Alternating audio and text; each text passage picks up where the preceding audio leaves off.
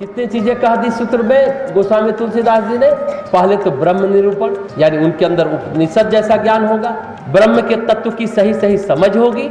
आज लोग जैसे मनु स्मृति पर चिल्लाते हैं, जबकि स्मृतियां तो 24 है। याज्ञवल्क्य की स्मृति है, आप्तस्तंभ स्मृति है, बहुत सारी स्मृतियां हैं जो हमें ब्रह्म से जुड़ने वाली, हमारी चेतना को परमात्मा से एकाकार करने वाली, हमारी चेतना और परमात्मा की चेतना में जो अवरोध है उसको दूर करने वाली धर्म विधि है, उसको दूर करने वाली धर्म विधि है। यह धर्म का विधान है और यही स्मृति का विधान है। परिस्थितियां बदलती हैं, परिवेश बदलता है तो मनुष्य की चेतना भी बदलती है, फिर स्मृतियां भी बदल जाती हैं। स्मृतियां समसामयिक होती हैं। श्रुति यानी उपनिषद शाश्वत होता है, वह नहीं बदलता।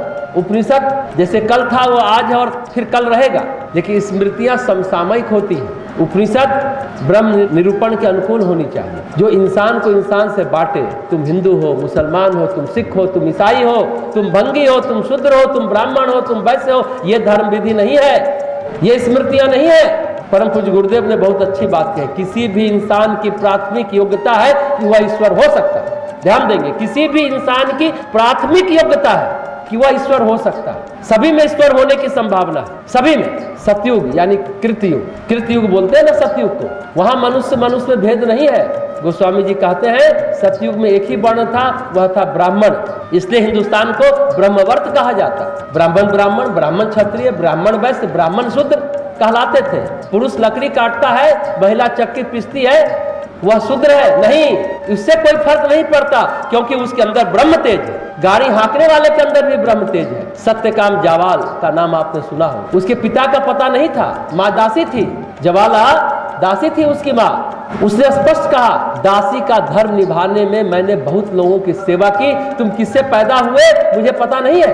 पर गौतम ऋषि ने उसे ब्राह्मण माना, क्योंकि वो सत्य बोलता था। उनको अपना शिष्य बनाया, क्योंकि उसके अंदर ब्रह्म तेज है। और उसकी माँ को भी कहा कि वो ब्राह्मण है। दासी होते हुए गौतम ऋषि ने कहा कि वो ब्राह्मण है, क्योंकि वो सत्य बोलती है। उसने अपना धर्म का पालन किया है, दासी के धर्म का। सत्यकाम जावाल की चर्चा नहीं करते आज के दुनिया में लोग। भारतीय संस्कृति में, इतिहास में एक ऐसा व्यक्ति भी हुआ है जो दासी पुत्र होकर के ब्राह्मण है, और उसको गौतम ऋषि ने दीक्षा दी, अपना शिष्य बनाया, और ब्रह्म तेज उसके अंदर से प्रस्फुटित हो गया। धर्म विधि का मतलब है ब्रह्म निरूपण, ब्रह्म तत्व को समझना, समझाना और अनुभूति करना। सिर्फ समझना समझाना नहीं, अनुभूति करना।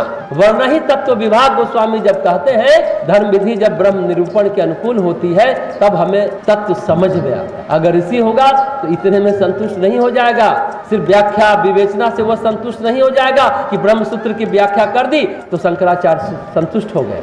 नहीं, उसके अंदर भगवान की भक्ति भी पल रही है, ज्ञान वैराग्य के भाव भी पल रहे हैं। भक्ति, ज्ञान और वैराग्य तीनों साथ साथ उसके हृदय में रहते हैं। शुद्ध हृदय में भक्ति रहती है, शुद्ध हृदय में ज्ञान रहता है। और ज्ञान का मतलब विद्वता नहीं, विचारों का ज्ञान नहीं, आध्यात्मिक चेतना के अनुभवों का ज्ञान, वो है ज्ञान। वैराग्य का तत्व उसको मालूम होगा। विषयों से मन मोड़ ले तो वैराग्य, प्रकृति के गुणों से वैराग्य यानी पर वैराग्य, फिर बात खत्म। पर वैराग्य के बाद कोई साधना आवश्यक नहीं है। प्रकृति के तीनों गुणों से वैराग्य पर वैराग्य कहलाता है, वहां पर सब कुछ अल्टीमेट है। ये ऋषि की दृष्टि है प्रयागराज के लिए, इसलिए माघ मास में सभी ऋषि प्रयागराज आते हैं। ऋषि की दृष्टि से प्रयागराज को इस तरह से देखना चाहिए, इस तरह से देखना।